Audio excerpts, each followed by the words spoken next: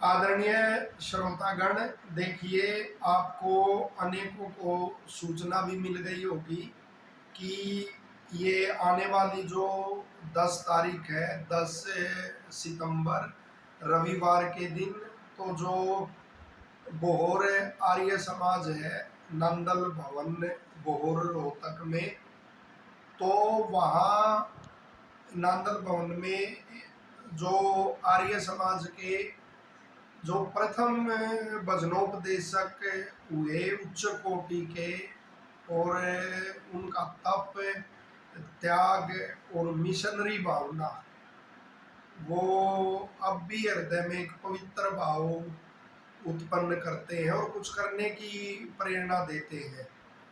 दादा पंडित बस्तीराम जी, तो उन पर एक बड़ी दुर्लभ पुस्तक, दुर्लभ जानकारियों युक्त एक पुस्तक भाई युवा इतिहासकार हैं जो अमित सिवाहा जींद, तो उन्होंने लिखी, और मैंने स्वयं भी वो पुस्तक सरसरी दृष्टि डालकर एक देखा है।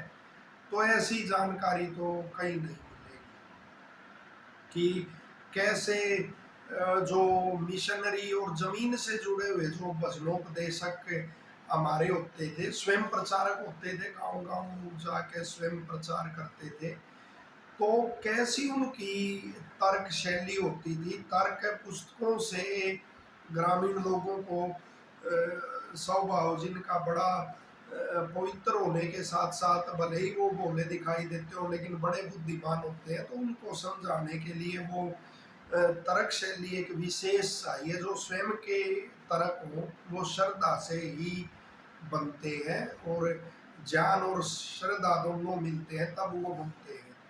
तो अनेक प्रकरण उसमें मैंने ऐसे देखे कि दादा बस्तीराम जी कैसे तर्क देते थे, अनेकों उनके शास्त्रार्थ हुए। तो ऐसे महापुरुषों को अवश्य याद करना चाहिए। और ऐसे समय में जो वैदिक हरियाणा हमारा कहा गया है, लेकिन अनेक विकार धर्म को विकृत करने के लिए इसमें उत्पन्न हो रहे हैं। अनेक भाई जाने में या अनजाने में ऐसी टिप्पणियां कर रहे हैं जो धर्म को विकृत करने वाली होती है और धर्म की हानि करने वाली होती है। तो ऐसे समय में इस कार्यक्रम की और प्रासंगिकता है। तो सभी को प्रातः 9 बजे से और 12 बजे तक आयोजित इस कार्यक्रम में आने की कोशिश करनी चाहिए, और कोई विशेष बात आना हो तो जरूर आना चाहिए। देखेंगे आप कि कैसे विद्वान वहाँ उल्लेख करते हैं कि कैसे ऐसे देवता स्वरूप व्यक्तित्व पे भी कुछ भाइयों ने वो जातिवाद का और वो आक्षेप लगाने का प्रयास किया। तो उसका भी वो उन्हीं की रचनाओं से उसके भी उदाहरण देंगे कि कैसे ये लोग जातिवाद से ऊपर उठकर और एक मिशनरी भावना से काम करने वाले थे।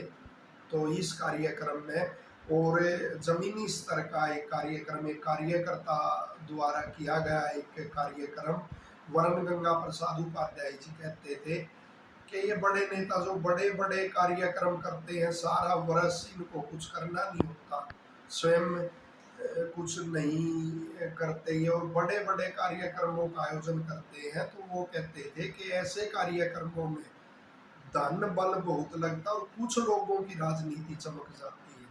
कैसा चिंतन था अपने पुराने विद्वानों का। तो ऐसे कार्यक्रम, जो ये कार्यक्रम हो रहा है और चौपालों में और उसमें, इन कार्यक्रमों की नितांत आवश्यकता है। और नेता तो वही है कि जो स्वयं वो योग्यता रखता है अपनी तपस्या द्वारा कार्यक्रम करने की ग्रामीण स्तर पर, जैसे आचार्य बलदेव जी थे।